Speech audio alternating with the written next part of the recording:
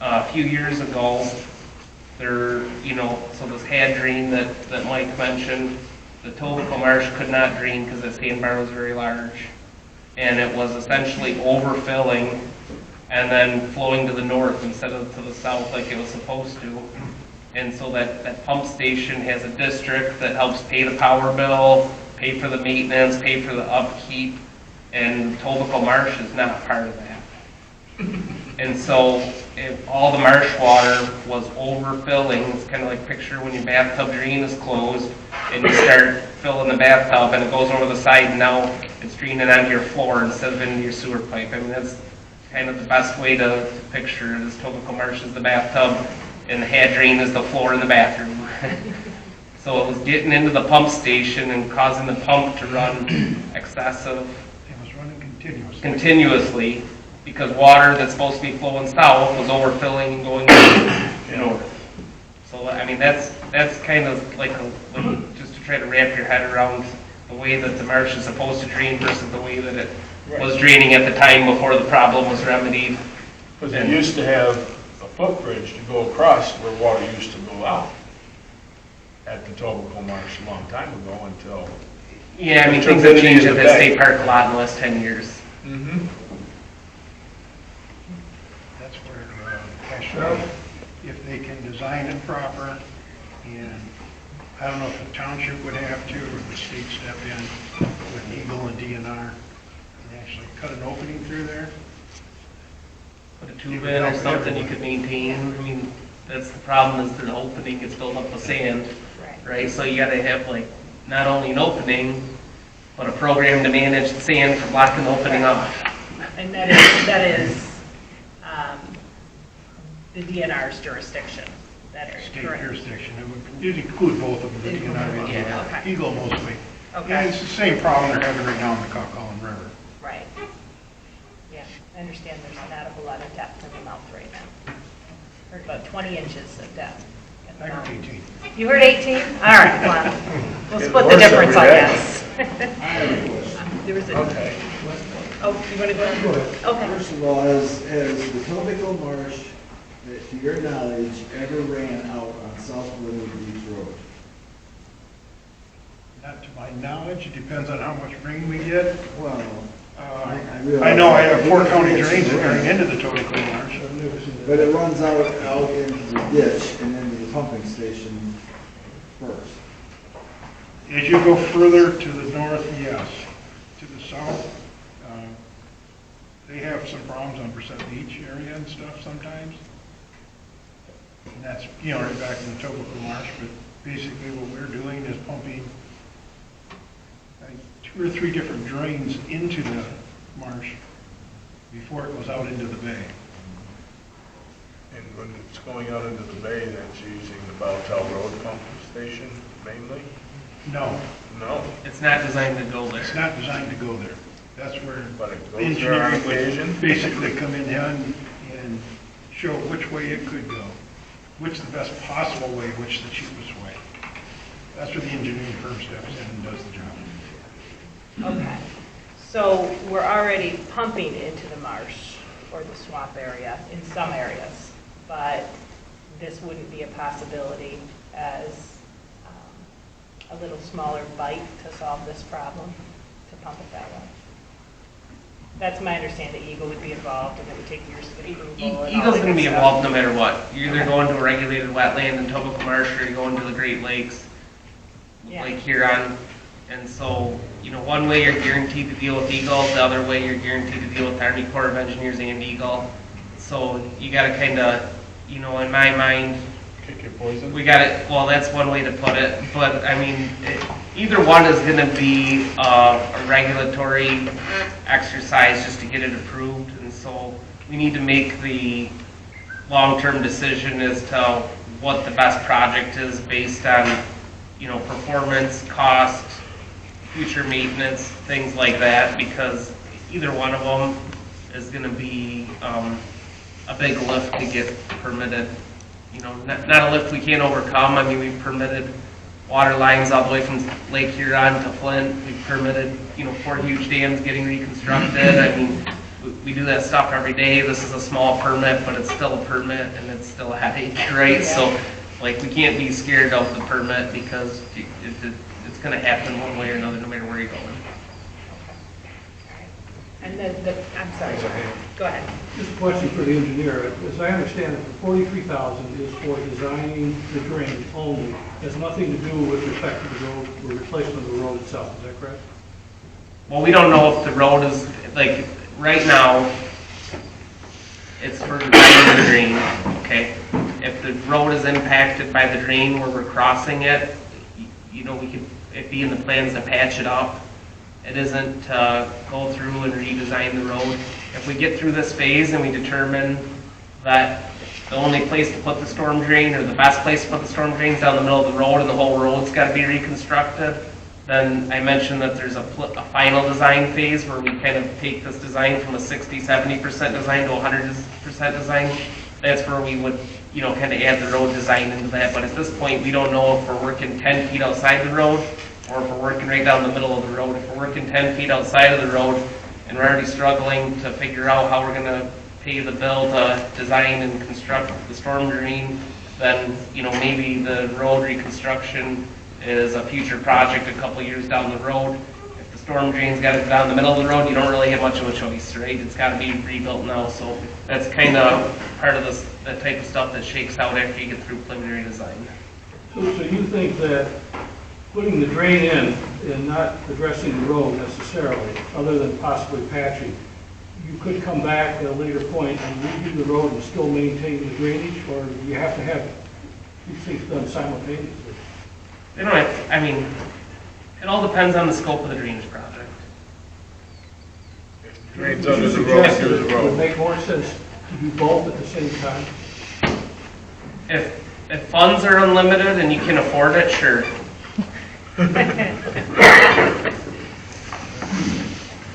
So are you the engineer for, what is it, Colony Beach on the other end of Bangor Township? No, someone else is doing that. The Bangor Township at the one road commission meeting is putting in a storm sewer, and they got Eagle approval because they got a pumping station. They're going to put a pumping station in, but the only place to put the drain on the road is under the road. So I don't know how long that piece is, but the figure right there is $1 million. Put the storm sewer Under the road. under the road and then fix the road.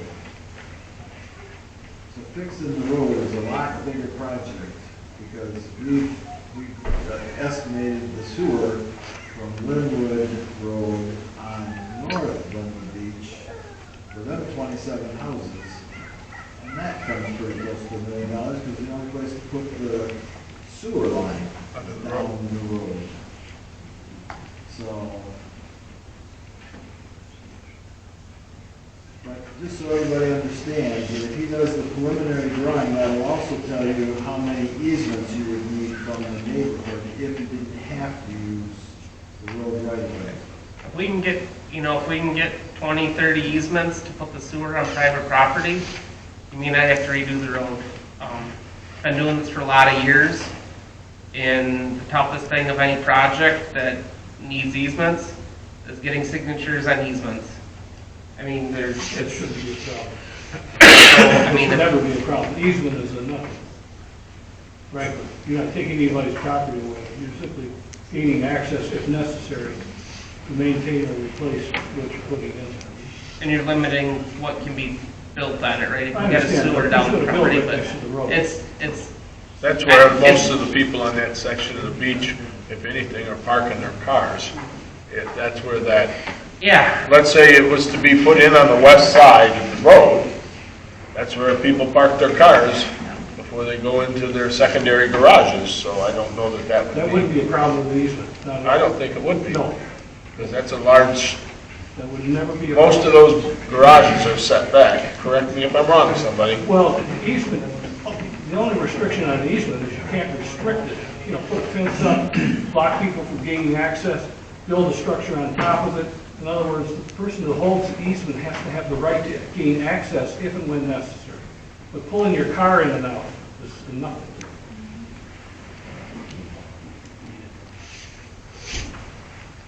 Yes. Did you guys do the engineering on the drainage for the rest of South Point Beach from the 48 down to Full Town?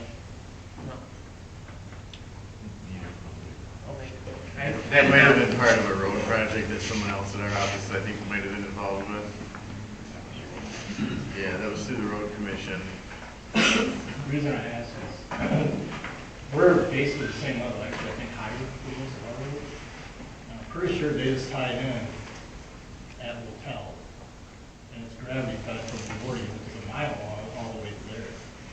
So I struggle to find, I mean, obviously engineering's got it done, but Right. it With seems that, pretty that's what- likely we have a gravity feed from the south end of Southwood Beach to the hotel, because that's less than a half mile. They could have done it on the same elevation for a mile. I don't see why we really end up needing a pump station. I think, yeah, isn't Motown different drainage districts, and, we have to get the elevation, the topography before we. To produce a set of plans, they have a contractor build it, it needs to be surveyed, and so, I mean, we're gonna survey it, produce a set of plans, and then, yeah, that's the type of stuff we look at. We don't want, I mean, nobody goes into the saying, hey, I wanna put a pump station in, I mean, no, it's just that they're not ideal, right? So we try to avoid them at all My point costs. is, this seems unlikely that that expense would even be needed, because, I mean, logically, if they can stretch a mile with gravity, the same elevation, we should be able to stretch less than a half mile.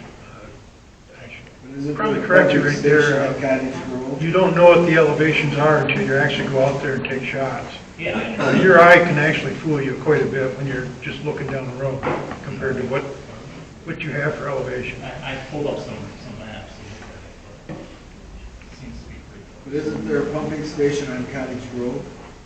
Yes. So that's kind of in between About a half mile. the Gordy's and Hotel. There's another pumping station there. Where is the pumping station at the south end? Is that sewer, or is that? You mean the one at the south end of the road there, where by Purcell's old house there? The one that's at the dead end. Right. What is that from? That, I think, is sewage. That's sewer. That's a sewage station. We can't blend the two What is the pump together. station at Hotel? Bowtel is stormwater to the bay. So if there's a way to get to that without another pump station, then we need the idea of. That's, Then you'd have to, there's a process for that. That pump station is a district. That pump is designed to handle this many acres of drainage. That's right there, so it's not as simple as that, because one, you'd have to work with the drain commissioner to amend the district, and then, there may need to be larger pumps or something. You add an additional water to that pump that it wasn't designed for may cause the pump to get overburdened and then cause flooding for other pumps, and so it's not quite as simple as that. But I get your sentiment, yes. It just seems like gravity is going to get us the money over. Yeah, gravity would definitely be the first option that we would look at as well. The pumps would only come in if gravity's You get not going to. I was just gonna ask if we talked to anybody other than Spicer, like if there's other firms that were involved before we would write Spicer, and say, here, here's $750,000, make your choices. Was this bid out to anybody besides Spicer? No, it was not. The $750,000 isn't going to Spicer, just to be clear. I mean, that's the contractor that would build it. Somebody said $750,000. What's that? Somebody said $750,000. That was just an estimate of what a contractor could potentially charge. We're not the contractor, we don't build it. We put together the paperwork so that the township can get a contractor to bid on it. Okay, but you're the only firm in the area that could do that? Like, there's not any other firm that could do that other than you? That was my question. No, I mean, we have competitors. Okay. I just have to say something, because I think, this is Mr. Campbell, you had mentioned that it was like the 800s, because I know it's always Louis Lake, but we're 913. We have a lot of issues, I mentioned that at the other meeting, so it's all the way to the dead end. I've taken the dog for walks, and we all have. So it's not just the 800s. We do at the end. Yes, and they have it, and we have it. We're almost like Marty, except we drain a little bit quicker than Marty does. yeah, that end of So the it's beach nice. does drain quicker. Yes. Because the midsection doesn't, Yeah. well, it'll drain just in time for the next rainstorm. Yes. So I'm very fortunate to live at the highest point, so I feel sorry for everyone. But I want to thank the Drain Commission, the Road Commission, because the sewers that were put in at our end, at the marina end, have made a huge difference. I mean, I can't even tell you how bad it was before. So we have always felt sorry for the folks at the other end because they weren't, part of that project. Just a couple things I want to throw in. Not all the water is just rain. We just recently, a few years ago, had the highest water in the lake ever. And we can get storms that will literally come over the seawalls dramatically and deposit a lot of water onto the properties. And they aren't sloped to go back into the bay, so that water goes towards the road. So I think it's important to consider, even though we're at a downward, it's cyclical and we're going down right now, but it can be a huge source of water during high points to have those huge storms throwing. I've seen entire yards, you were talking about personal drains in the yards. I actually know someone who's got a problem with water coming over the seawall. It has nowhere to go. The other thing is, I think it's important just from our observation with having a new road and drains is that if you do get down to the point of designing the road or redoing the road, we have a lot of, I think, unanticipated traffic loads on our road, and we have a lot of decay happening already on our nice new road, because if something happens on M13, your road. they send everybody down our tiny little narrow road, huge semis, huge trucks, and we're already getting cracking, getting disintegration on the edges because it's not even wide enough for two cars to easily pass. So people drive on the edges of the roads, and it's disintegrating all along the edges of the roads. We also have very high-speed traffic, and I think it would behoove the township to request a speed study, maybe by the state police or somebody, or the sheriff, to figure out if we need some stop signs, because it is a 1.5 mile throughway that visitors use and residents sometimes for their ATVs and their all their off-road vehicles and their motorcycles.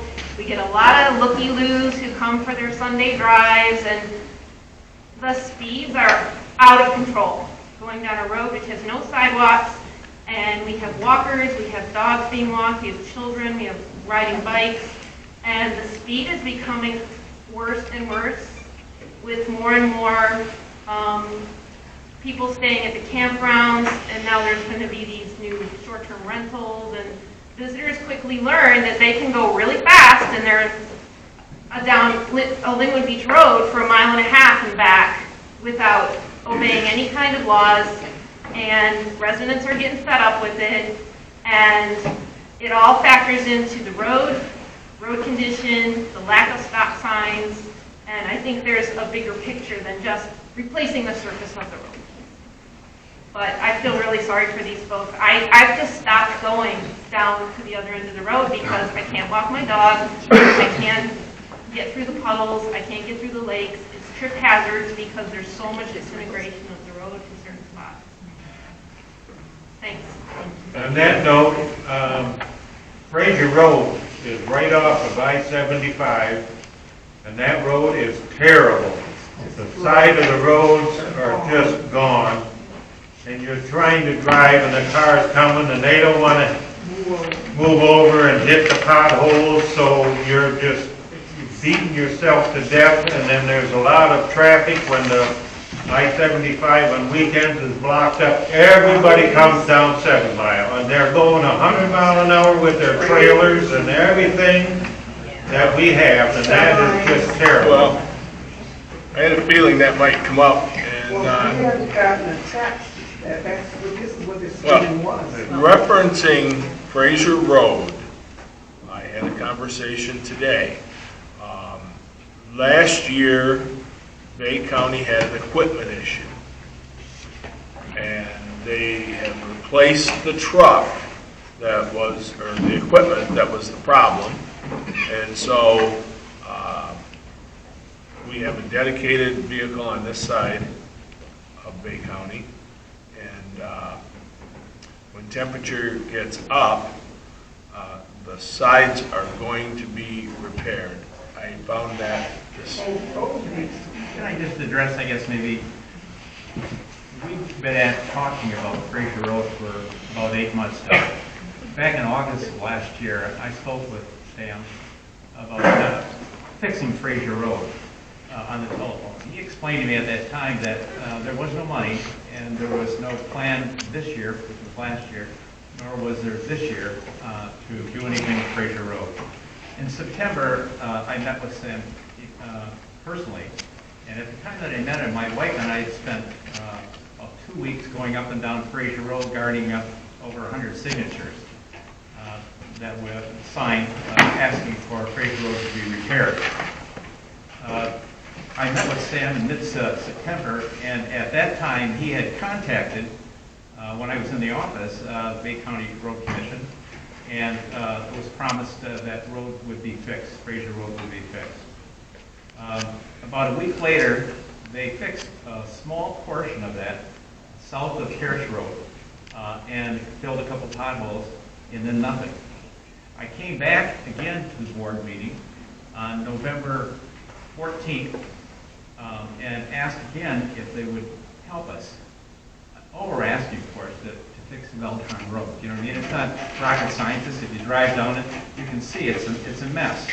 And so I have looked at every minutes, all of the minutes from October through May, or June, or April, I should say. Nothing on the board indicates that there's any project regarding Frasier Road and its fixture. I looked at the board minutes and the planning committee.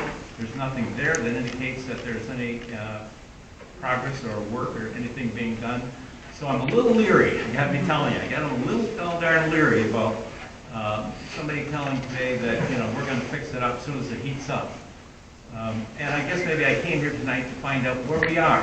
Where are we with this darn thing? Well, So Mr. Campbell has just indicated to you that they had trouble with the equipment last fall. So they do have a new truck.